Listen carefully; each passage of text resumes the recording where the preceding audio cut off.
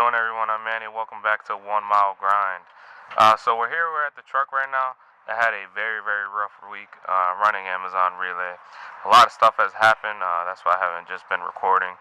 I had a couple breakdowns with the truck, with the Volvo that I drive on the Amazon Relay account. Now, the breakdown, I don't want to consider it a major breakdown because it wasn't a major part. It was a small part. The part that failed on me was the quick air release valve on the back of the truck. Every time you push in your parking brake, that big air comes out on the back of the truck. That is the quick air release valve. That is the valve that failed on me in Austin, in Austin, Texas, on 7th Street. I was picking up a trailer at a third-party location, pushed in my parking brake, and I was just losing air pressure on the back of the truck while I was hooked up to the trailer. After I disconnected and with a flashlight, I was able to trace down where the issue was, and it was the quick air release valve. It failed on me. The quick air release valve is right here on the back of the truck. You can see, have the new piece already mounted. Now, this new piece here was a remanufactured new piece. It was $15. Okay. Now, the night that this happened, I just canceled my driver's shift. I was driving the Ford, and he ended up finishing out the rest of the shift on my route, simply because I didn't want it to go against my performance score on the Amazon Relay account as mechanical breakdown. So I simply assigned him to the rest of my route, and I went on my way back to San Antonio. Now, for his route, I ended up canceling it, and that performance score was a lot more less than what it would have been as a mechanical breakdown for the route. So I was on my way back, traveling down I-35. All the brakes didn't release. Apparently, this drive brake was sticking, and it caught on fire while I was driving. A Good Samaritan on the highway told me that my truck was on fire. Pulled over immediately, assessed the situation. The whole brake system was on fire, and used my fire extinguisher to get rid of the fire. Where I was pretty much right in front of San Marcos Police Department on the highway on I-35. I had to wait for the brakes to cool down. Ended up getting a tow back to the shop. The tow was $1,000 for a bobtail tow, and they got to me within an hour.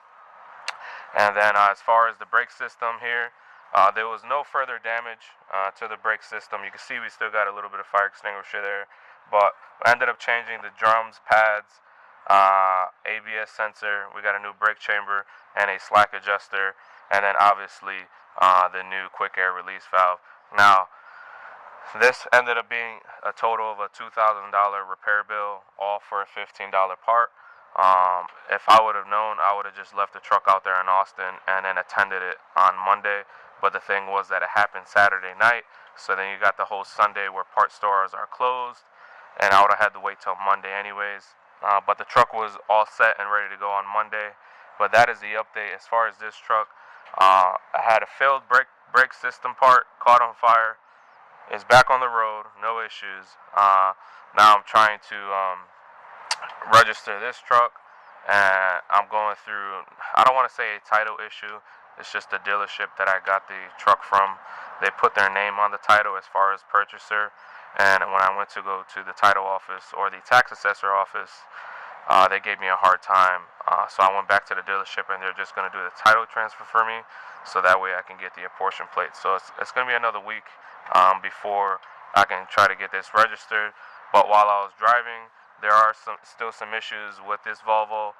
It's going to need a new EGR valve because that popped up on the Go Motive ELD.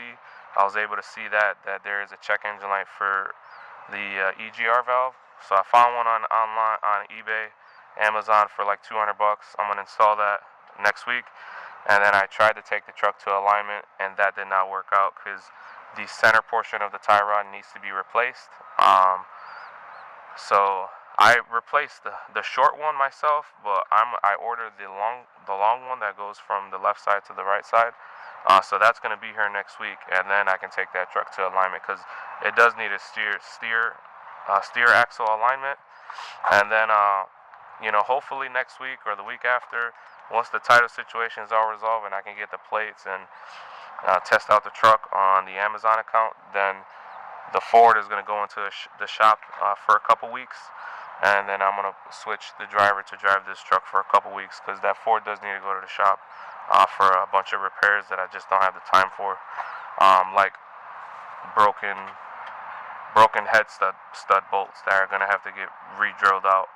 There's 2 broken bolts, and the exhaust soot is starting to seep out the exhaust manifold. So that's the type of stuff that I got to deal with that truck. And while it's in the shop, it's going to get new shocks and blue silicone hoses, and new coolant and stuff like that.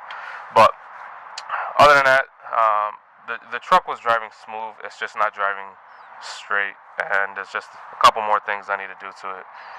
But yeah, guys, I've just been trying to push through. I had last night off.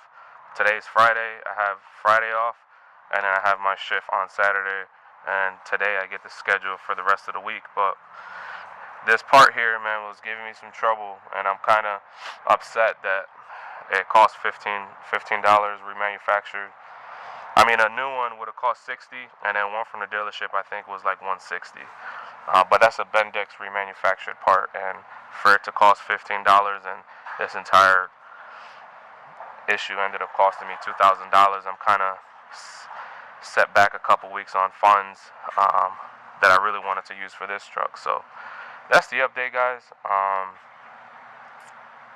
Please like, comment, subscribe. Check me out on Instagram at Cologne Transport.